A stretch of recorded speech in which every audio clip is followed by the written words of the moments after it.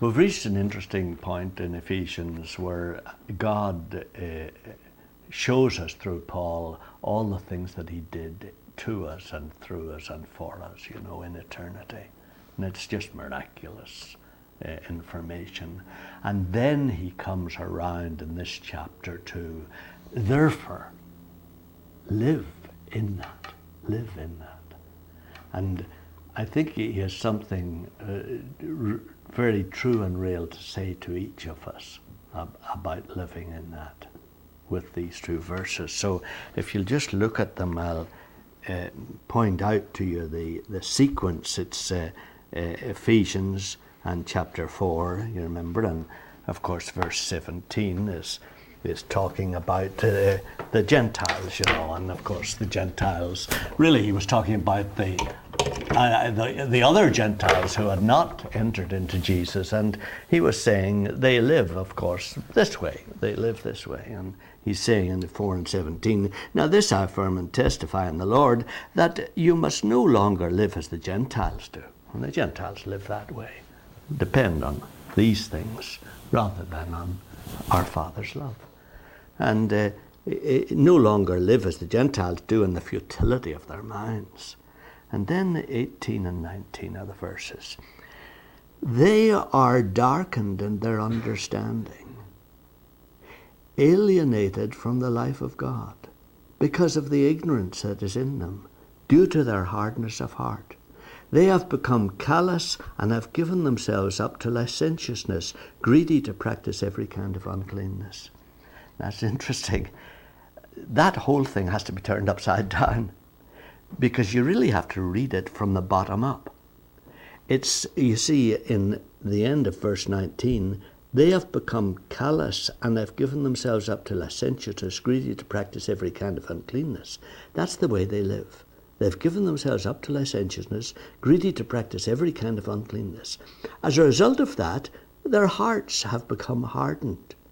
And because their hearts have become hardened, they have ignorance, and ignorance within them, an ignorance that is in them, a lack of knowledge that is in them.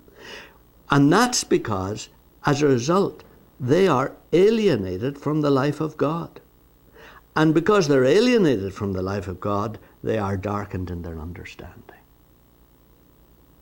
And it's interesting, one of these dear guys, the Barnes, who has the notes that many of us look up when you all are probably doing your sermons, Barnes says this: Paul is speaking of a simple and well-known fact, a fact that is seen now as well as then, that the understanding becomes darkened.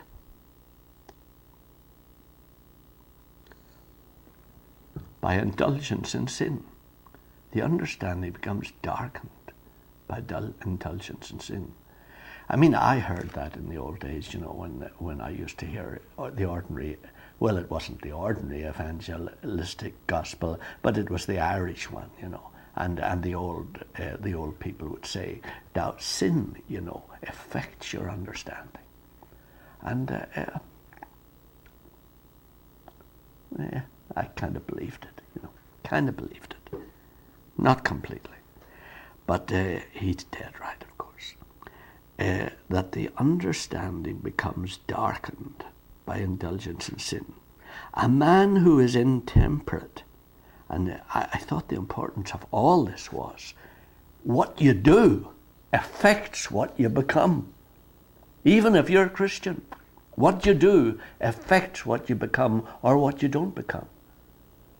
And even those of us who feel we're maybe entering into the higher realms, especially with us, if our outward life does not express the light and life that has come into us, that backs up on us and affects us. So that can be coming in. But if we continue to live this way, it will back up on us. And our understanding will cease and will be affected. That's what he's saying. A man who is intemperate has no just views of the government of the appetites.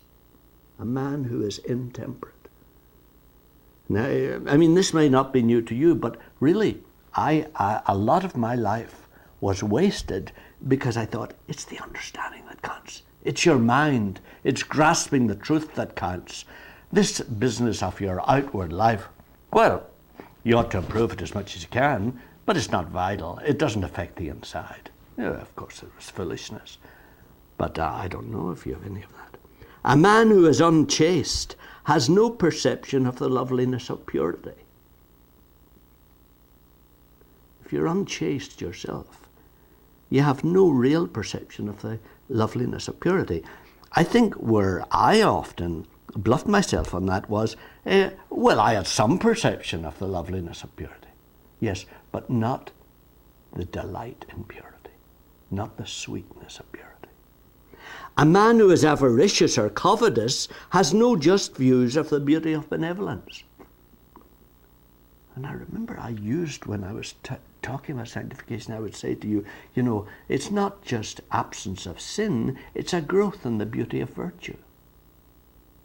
There's a growth in patience, just as there can be a growth in impatience. And so I would try to point out in some way that there was a growth in beauty, you know. And of course this is what he is saying in a different way. A man who is avaricious or covetous has no just views. His understanding is darkened.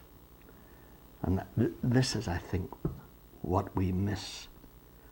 We think, no, my understanding is not darkened. I can see all these things very clearly. I can delineate them in detail, and I agree with all that the old preacher said. And I agree with everything. But the understanding deep down of the within of beauty is gone. A man who indulges in low vices will weaken his mental powers. We read things about that in connection with sexual things, you know, but you really thought, well, maybe, you know, maybe I can see somebody on drugs, you know, it weakens their mental powers. But a man who indulges in low vices will weaken his mental powers and render himself incapable of intellectual effort. Indulgence in vice destroys the intellect as well as the body, and unfits a man to appreciate the truth of a proposition in morals or in mathematics or the beauty of a poem as well as the truth and beauty of religion. So I used to think, extreme, you know. But of course, that's what these verses 18 and 19 are saying. They've given themselves to indulgence in all kinds of vice and licentiousness. And as a result, of course, their understanding has been darkened. And they do not understand things. Nothing is more obvious than that indulgence in sin weakens the mental powers and renders them unfit for high intellectual effort. This is seen all over the pagan world now, in the stolid, stupid mind, the perverted moral sense, the incapacity for profound or protracted mental effort, as really as it was among the pagans to whom Paul preached. The missionary who goes among the pagan has almost to create an intellect as well as a conscience before the gospel will make an impression. It is seen too in all the intellect of the bar, the senate, the pulpit, and the medical profession that is ruined by intemperance, and in the intellect of multitudes of young men wasted by licentiousness and drunkenness. And I think the weakness that we have is we say, that's right. He's dead right there. Those guys that drink, they're destroying their minds, and those guys that are on drugs, they're destroying their very psychological being. And people who are excessive in their eating of food, they're destroying their body. But come further up the line to us great advanced Christians. Same is true. Same is true.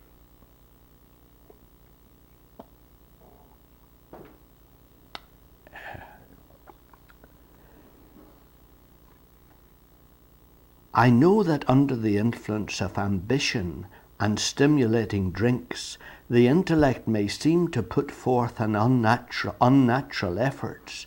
He'd talk of Coleridge, who was supposedly on drugs. And stimulating drinks, the intellect may seem to put forth unnatural efforts and to glow with an intensity nowhere else seen, but it soon burns out, and the wastes of such an intellect become soon like the hardened scoriae of the volcano or the cinders of the overheated furnace. Learn hence that if a man wishes to be blessed with a clear understanding, he should be a good man.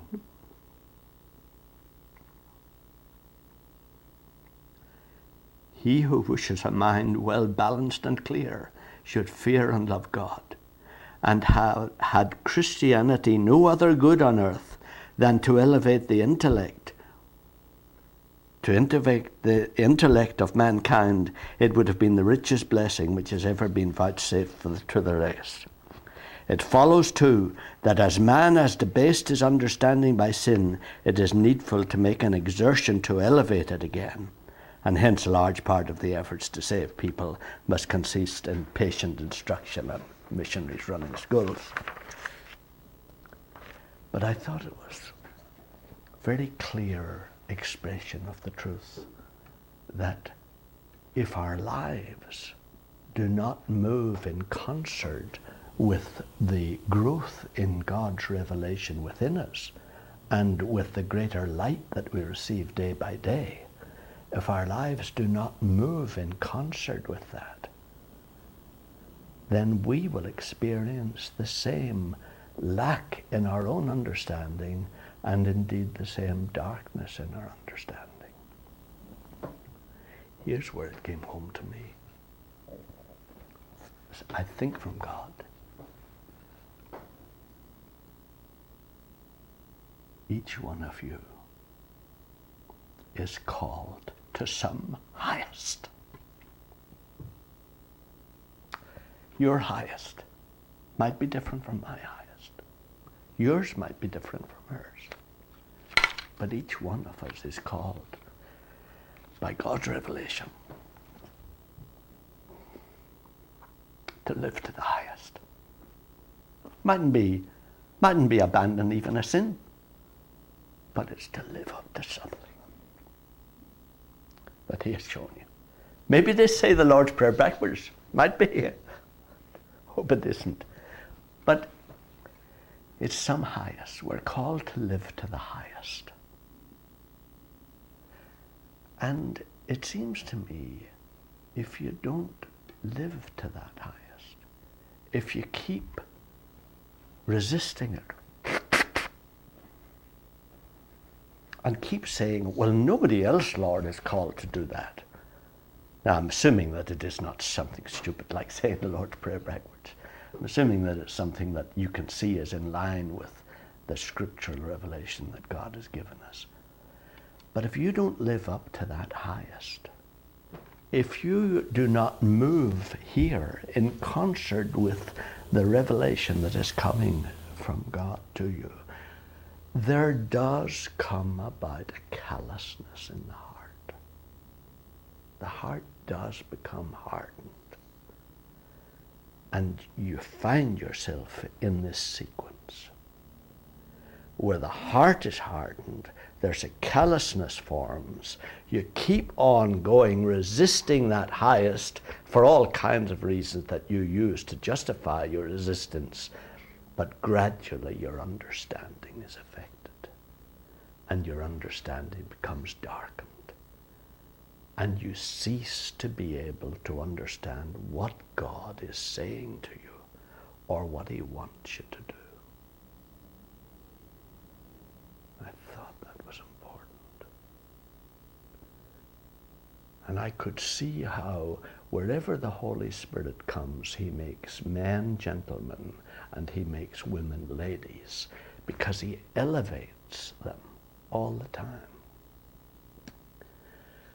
We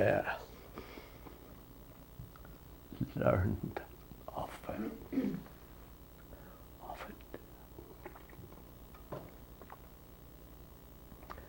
we learned of this, not this, but the clean heart.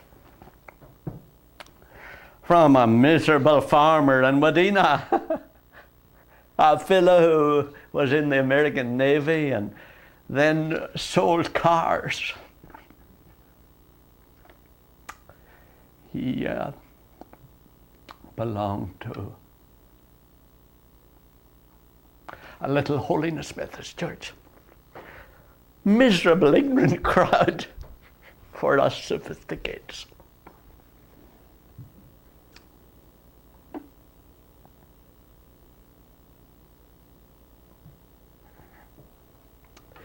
But he had a clean heart. And no Shakespeare. Terrible. Thought I was a genius because I knew Greek, you know.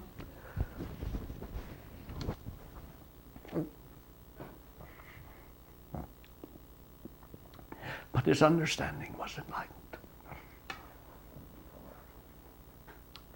and touched by the beauty of a clean heart and a clear conscience. So it was quite interesting. We had no trouble feeling at home with them, nor he with us. Didn't know, had never been to opera, never been to London, and was not at all sophisticated, but loved beauty and could perceive beauty and appreciate beauty. And I think that's what happens. I think if you live up to the highest, it does affect your understanding and it does affect your appreciation. I know this is a touchy one that I'm about to, but I've never backed off touchy ones before, so I won't now. But I think it's important for you to see it's hard to touch the violence on the TV screen. It's hard to touch the violence of it without having to put up a substantial wall between yourself and it. You know? So I don't question that it is given to some of us that we are able to do that.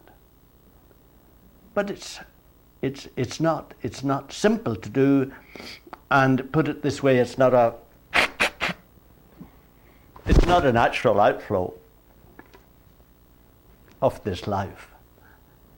So it's not impossible to do it, but I think it's quite difficult to do it. I think it's fun to to laugh at this particular horror movie and that particular horror movie. It's fun to laugh at it, but it's not a natural outflow of this life, and it doesn't facilitate this life. And the other is possible. It is possible to become calloused, and it is possible to become familiar or at home with the ugly and the horrifying and the terrifying. So it's just important. Each of us have to be led to our own highest, and you don't have to be governed by my highest. But I tend to think of Bob Trozen, the gentleman I was talking about, when I come across this kind of thing, because I suppose I have a lot of the healthy school teacher attitude: be critical of yourself first. And so I'm most anxious to say, oh well, maybe I was brought up with a bit of Shakespeare or a bit of Milton. Well, everybody wasn't, so everybody doesn't have to like the stuff. So I think it's very important to see that.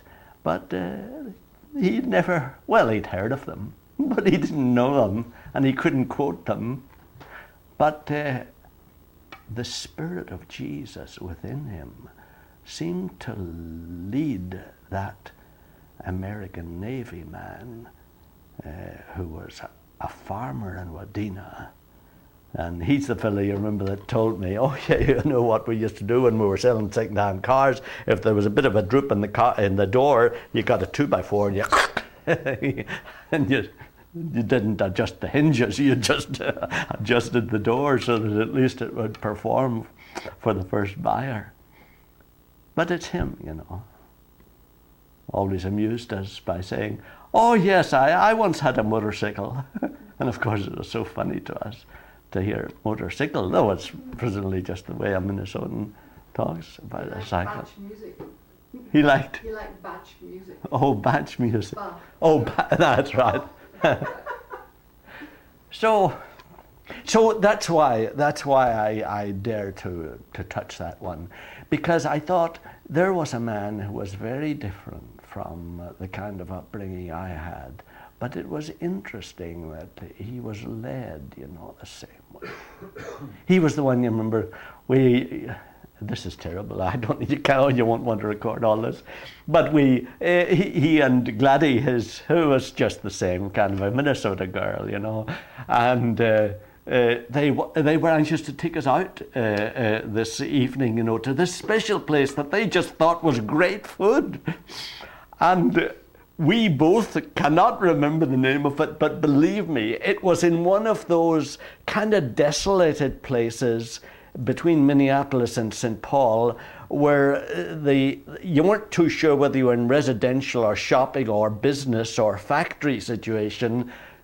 And we went in. It was dark, absolutely dark. And they were, of course, straight-laced Holiness Methodists. It was like a speakeasy. It was like and we went there and we had a lovely meal, you know, but of course the reason you had the meal was the drinks, you know, and we weren't drinking, but they offered the good food to get the drinkers in. But that was Bob and Gladys. But dear people, you know. He ended up, I mean, I think many of them were, it was like many situations in Minnesota where they intermarry, you know, and so they had 2 children. They had 5 children, 2 of whom were a bit, we would have said, retarded, you know. So it wasn't a beautiful, we would go to their home and it was chaos, you know. But the mind,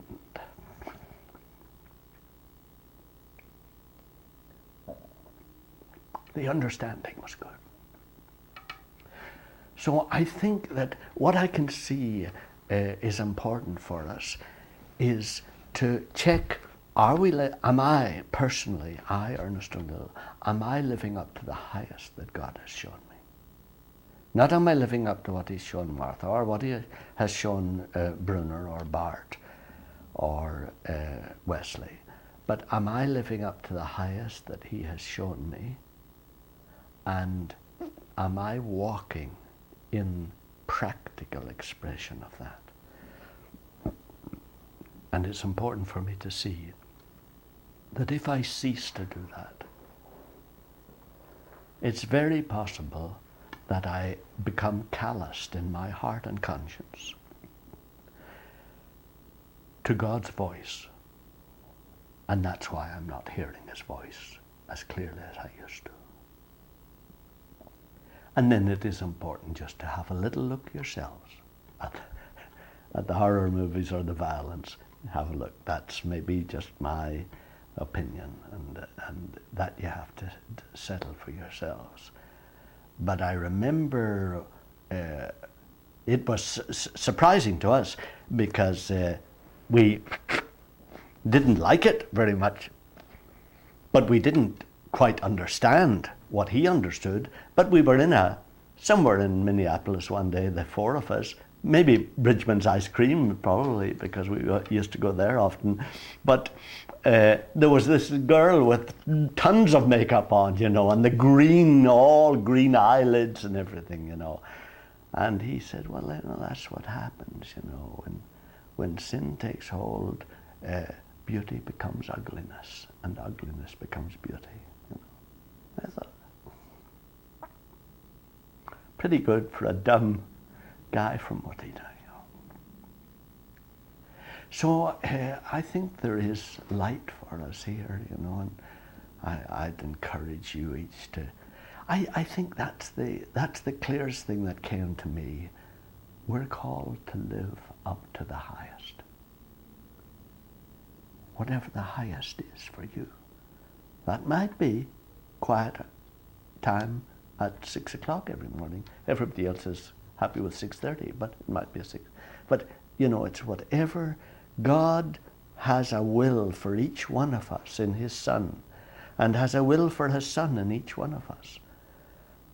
And if we do not walk into that light, then there'll be godlessness. Reminds me of the other dumb guy that I know from Kansas, and he'd drive me crazy. He'd ask me, well, how's the exercise? And I'd tell him how the exercise was, and he'd say, well, I always think that, if you do a mile today, you ought to do a mile and a quarter tomorrow, and then a mile and a half the next day, and I thought to myself, but mustn't this end somewhere? otherwise something's going to happen, something's going to blow. But anyway, the guy was right in that way, that God is leading us on. And he does not give us a highest that is impossible to us, but he does give us a higher and a higher, gentle. But that's what we have to respond to. That's how. And it came home very clearly to me, I cannot have Irene standing there and saying, will you do this? And I'll say, oh yes, I'll do it, not do it. Will you do this? Oh yes, I'll do it, not do it. Eventually, the break comes, no one can stay with you if you keep on treating them like that. How much more the Savior?